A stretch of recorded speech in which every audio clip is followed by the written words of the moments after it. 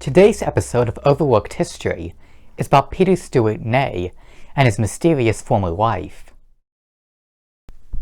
Michael Ney was born along the border of Germany and France in 1769. Michael initially was a civil servant inspecting mines and forges, but he soon decided to join the army. Non-aristocrats could not be commissioned officers of the French army at the time, so Ney became a non-commissioned officer.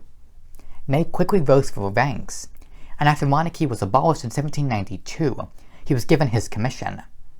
He later became a general in 1796.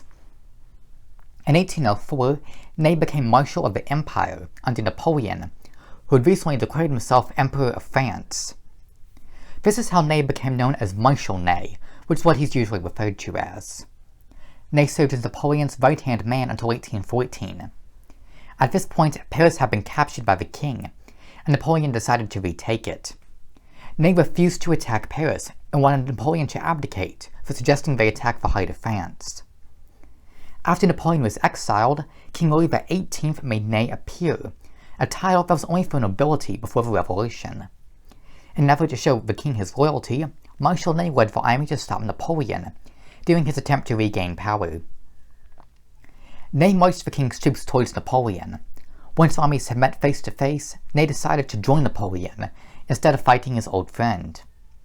3 days later, Ney led troops at Waterloo for Napoleon. After France's defeat, Ney was court-martialed and sentenced to death. He was killed by a firing squad on December 7, 1815. Or was he?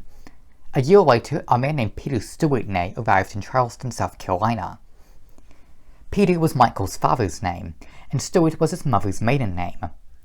Peter Ney became a schoolteacher in Rowan County, North Carolina. Supposedly upon hearing of Napoleon's death in 1821, Peter Ney attempted suicide but was unsuccessful.